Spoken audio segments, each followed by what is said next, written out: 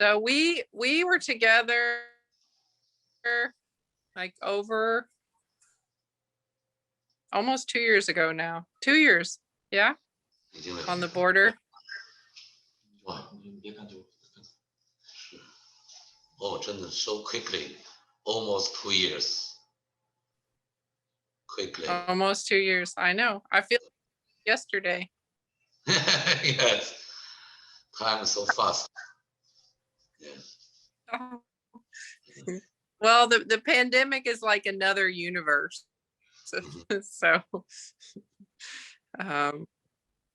one of the things that I loved when about your project was when, before I even met you, you sent me, or your assistant, maybe Marco, sent me a lot of your books. And in those books, I read something from one of your journals, which was a quote about how predictable and overly planned things are uninteresting. And I remember that because I wrote it down in my journal from your journal. And then when I worked with you, I saw what that quote means in terms of your process. And so I wanted you to talk a little bit about your process when you're working on a project, the one that we did on the US-Mexico border. 因为事先的计划总是跟现实的生活有很大的差距，所以事先不可能有一个非常好的计划，只能有一个非常非常大概的一个想法。对，比如这是去墨西哥和美国边境，我想象中的计划是在一个画面里同时能画到2个家庭，一个是美国的，另一边是墨西哥，他们在同一个风景，这是我的计划。可是到现实生活里并不是那样，美国和墨西哥之间有一条很宽的河，还有一个很高的墙，在同一个角度不可能看到2个家庭，所以我只能就是说随着现实的变化而变化，去分别到2个国家之间去找2个家庭去描绘。那么这2个家庭又是充满偶然性，因为我不知道会碰到什么样的家庭。当然 Alice 介绍了我好几个家庭，我可以迅速从中选一个。所以呢这些事情我觉得都是事先没有办法计划的，我计划中也不可能想象中能画到美国的一个警察的家庭。所以生活告诉我，偶然性是有趣的，而且我有能力在偶然性中发现某种事情，我也喜欢去发现某种事情，而不是说计划某种事情。Well, I mean, when I was traveling with you, and you're the first person who I've worked with who has this process specifically. And so it was really beautiful for me to see, because along the way we met people who, some people who I know from other projects like the sheriff. And so it was amazing for me to see, meeting the sheriff. He ended up being a huge and beautiful part of this project.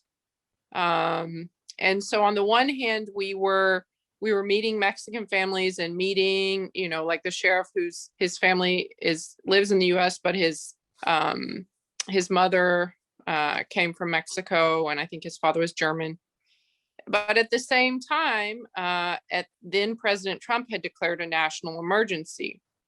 And I remember, that everybody, you and the team traveling with us, was like, what's the emergency?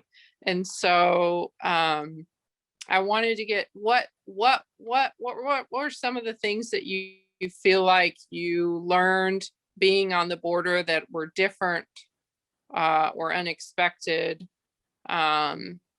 than what you had imagined? 当然，当时阿莱斯带我去了很多地方，沿着美墨边境去了很多城市。我从来没想象到两个国家共用一个城市，经常是这样，一个城市一半属于美国，另一半属于墨西哥，这是我没想到。另外，我一点也没有感觉到紧急状态有什么特别严重的事情发生，至少我没有看到，我也没有看到想象中的墨西哥那边混乱的，比如说黑社会、毒贩子，什么传说中的各种场面，我也没有看到。我其实也没有看到美国达拉斯这边的风景是那么的荒芜，其实也不是，其实他们都用很规范的公路把沙漠规划的非常的完整，就是不是很混乱，也不是很荒凉，所以这些都是跟我想象不一样。那么我看到的是墨西哥人的正常的生活，他们的正常生活很像中国二等三等小县城的生活，我看上去很亲切。他们逛大街，他们换外汇，他们吃饭，他们在百货商店里头带孩子游玩。美国这边也不是我想象的那么没有人烟的荒凉的沙漠，而是经常有很多大的房子，很规整的街道，等等这些。然后当然我也看到很多阿莱斯带我去了很多难民营，难民营的管理也是比我想象的其实要好，因为他们被铁丝网围着，在里边也有的大的难民营里边进不去，有的小的难民营，有教堂的这种难民营我们都进去走访，对难民的安排我觉得都挺人性的，对他们很友好的，很友善的，住的条件我觉得都比我见到的中国的很多县城的小地方的生活条件要好。我还看到很多墨西哥人其实是白天到美国这边工作，晚上再回到墨西哥居住，这样的人也有很多。但也看到一些是，比如女的是美国护照的，但是她男朋友是墨西哥的人，她可能这个男朋友就现在去不了美国，女的就开始抱怨，就开始说我见不到我的男朋友，我想见他，我只能来墨西哥，他去不了美国，等等。我也看到难民营的人都在焦急等待能否进入美国，也天天盼望美国有政策的改变。他们也不知道在难民营能待多久，有的可能也被遣送回到自己的国家等等。Okay. So thinking of the migrant shelters, for me, there's several moments of that trip that, that are just joyful. For example, when we went to the migrant shelter in Juarez, we met the big group of LGBTQ migrants who you painted, and that painting is glorious. The first thing that happened is that one of the migrants from that group greeted you in Chinese, I believe, and then he said his favorite Chinese writer, and you know that writer. And so that's one moment that stands out to me. And I'm wondering if you have other moments from that trip that were just joyful, or for me, there were so many, but I'm wondering what yours are. 因为每一次出去完成一个项目，都会发生很多偶然的事情，有的事情会非常感动我。比如这次我去墨西哥美国边境画Tom 的一家人，我们画他的时候是1月底，那么他呢，那个时候中国的疫情已经开始了，美国还没有的时候，我们作为一个中国人去那儿，我们也不知道这疫情这么严重，其实我们也没接触过这个疫情，到美国还没把自己当成从疫情地区来的人，所以我的交往都很正常。他表达的更加正常，还跟我们天天拥抱，跟我们一起喝啤酒吃饭。他一直也不说中国这个疫情，但是我们的拍纪录片的人会拍到他在屋里每天早晨看新闻，他非常知道中国发生的事情，因为那新闻里天天有，但他不说。我实在按捺不住，临走的时候我问他，我说汤，你应该知道现在的疫情很严重，你为什么还那么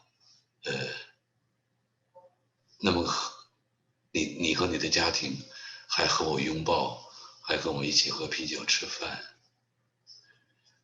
现在中国人很不受人家欢迎。他的回答非常让我感动。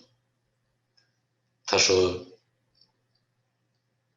国家是国家，新闻是新闻，个人是个人，人对人是最重要的。你和我在一起。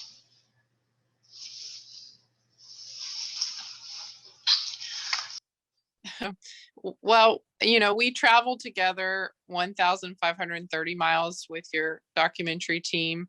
And then, of course, like you said, that the pandemic arrived and you were in Eagle Pass. And I saw this scene because I drove in the pandemic. I drove to Texas, to Dallas Contemporary. I took my parents to see the show. And so I saw, the documentary that you made, that I'm in, that the sheriff is in, and I saw the scene with you and the sheriff. And there's a quote that you say in the documentary that I wrote down, and it's that painting is about accidental meetings and the end result is a love story. And I think of you and the sheriff. I mean, for me, that's a love story. It's like two people who meet who actually just immediately hit it off, and you see that.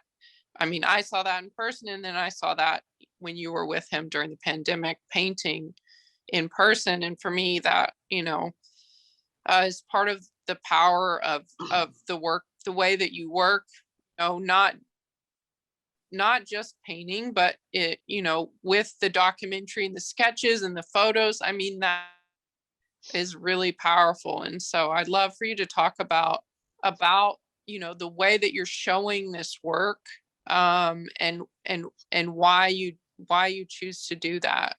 当然，Alex 介绍我认识 Tom，第一面见到他就是在他管理的监狱里边，他带我们去参观他管理的监狱。当走到女性的监狱房的时候，他站那儿了，他说这个里头可能我们不能去了。然后他问边上的女警察说是不是这样？那警察说现在可以了。哦，他汤姆就很开心，说告诉小东，以前这里的女犯人经常会很疯狂的，男性一般不能进这里头，现在他们都变得很规范了，我们也可以在窗口看一看他们的生活。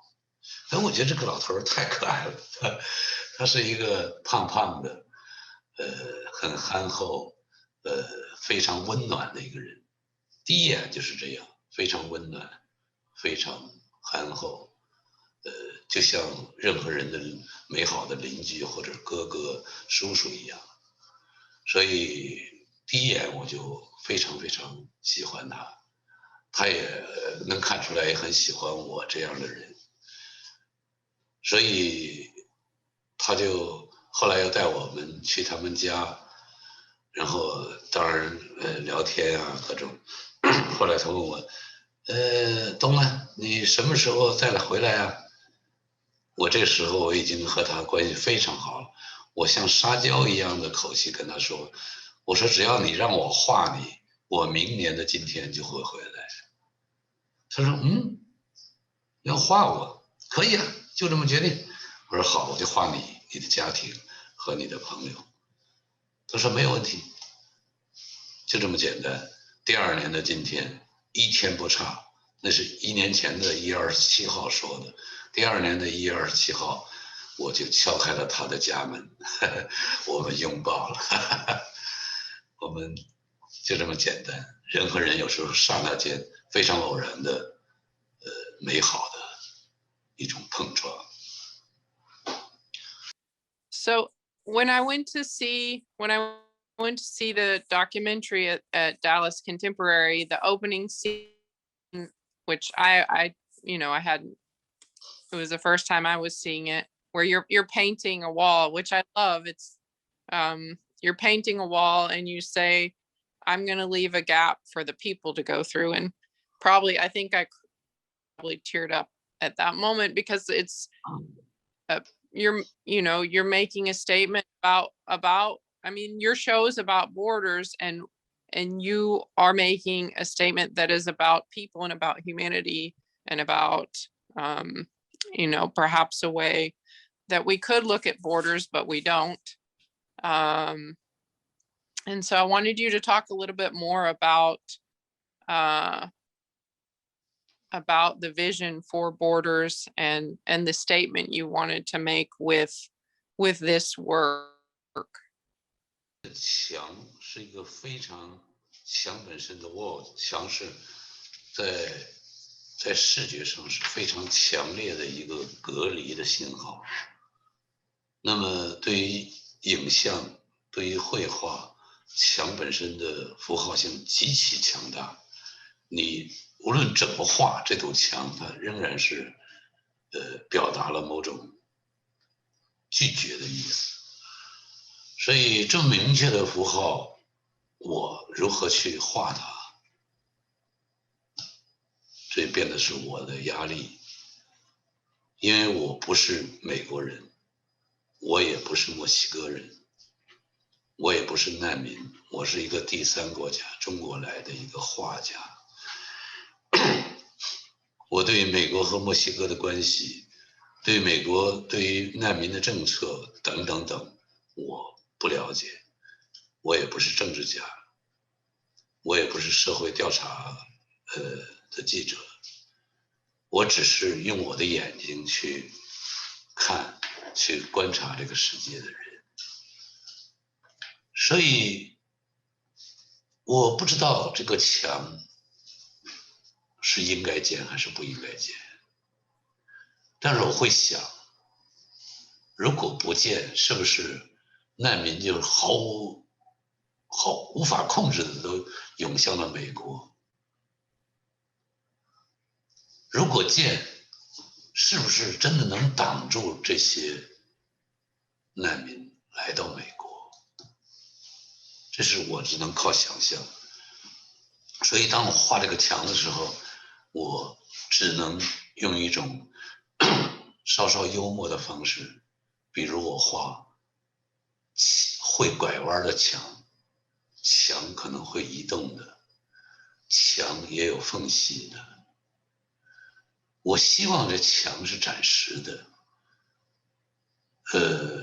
我也理解国与国之间的关系，但是我更希望国境线是非常友好的一条线，有点像我们每个家庭的邻居，我们盖一个非常矮的篱笆，或者是非常矮的植物，以显示我们之间是有一定界限的。这是我作为一个艺术家的一个想象，和现实生活可能不一样。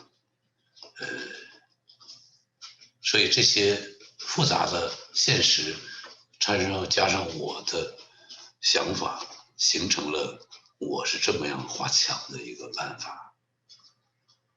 我要画一个会拐弯的墙，画一个有缝的墙，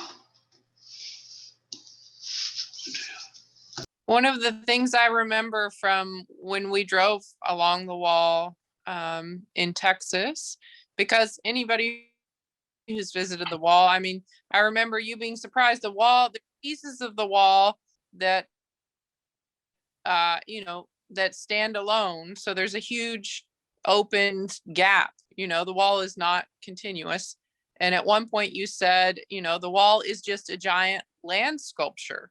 And I loved that. And I never forgot it because it's all about, what are other ways to look at something, I think. And for me, that's what your work does.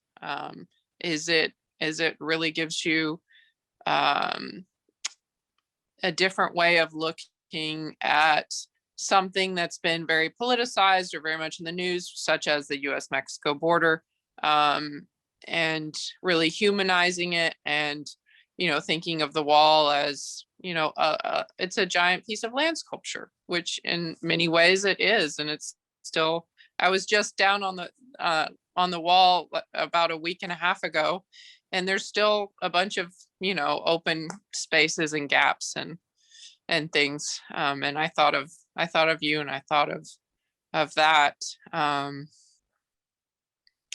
Yeah, this just, I never in my life thought that I would work with a neo-realist painter on a project on the border. And in terms of spontaneous, unexpected things, it's it's one of the best unexpected things that's ever happened to me.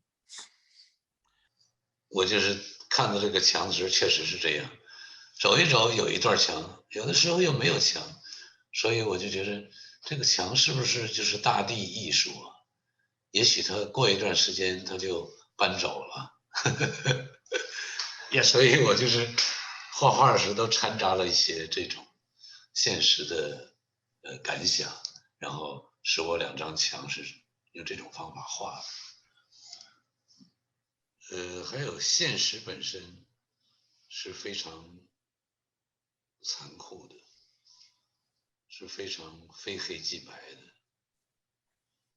只有这艺术家才在这个世界里头更加希望有更多的灰色地带，而不是说所有的事情都是 yes or no， 而是有很多人生的快乐、人生的自由都在 yes 和 no 之间。So it makes me think of you, there's the scene that you painted with the LGBTQ migrants in the shelter in Juarez.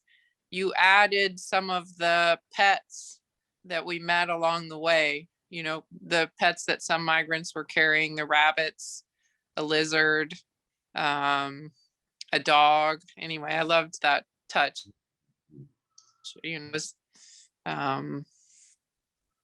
Just a reminder of the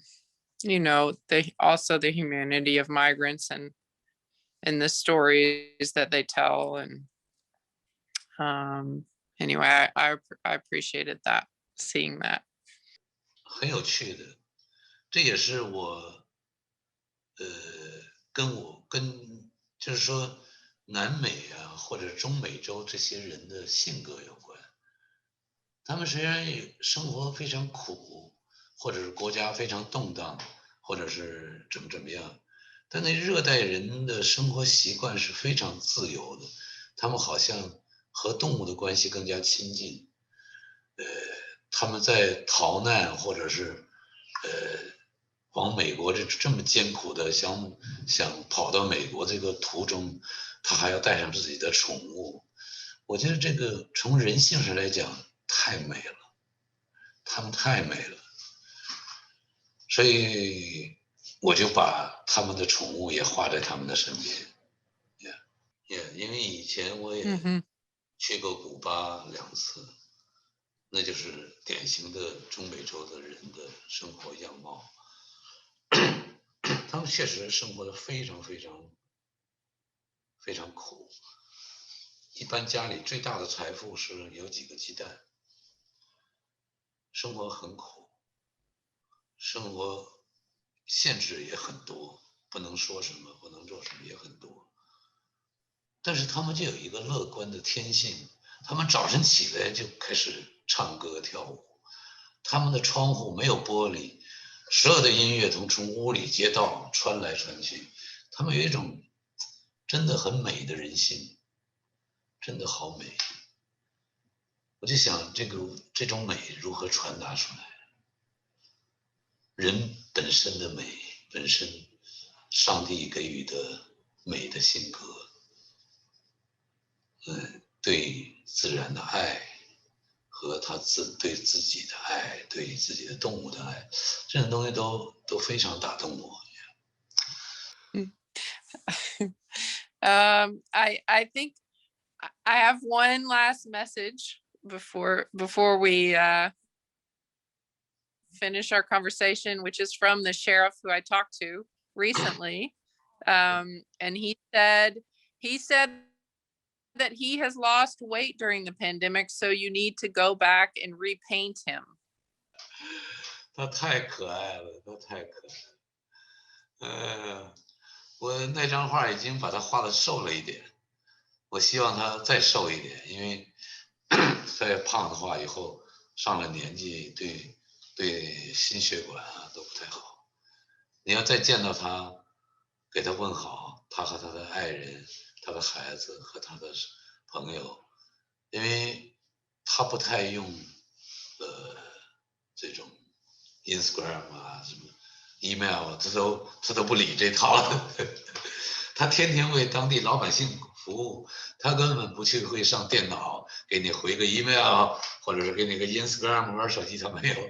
他天天早晨就梳妆完了，戴个帽子，吃完饭就开始上大街，去看看有什么事情没有，然后跟左邻右舍打招呼。他太好了，然后去他的监狱看看状况。Well, it's been lovely to see you, even if only virtually. And I'm so glad that you're continuing to paint. I loved seeing that you're, immediately after the pandemic hit, you were stuck in New York. I saw your paintings come out in the New Yorker. So you just kept painting right into the pandemic. So Thank you 。这个项目没有 Alice 也不会这么完美，是这样。oh well, we just have to do another project together. Yeah, next project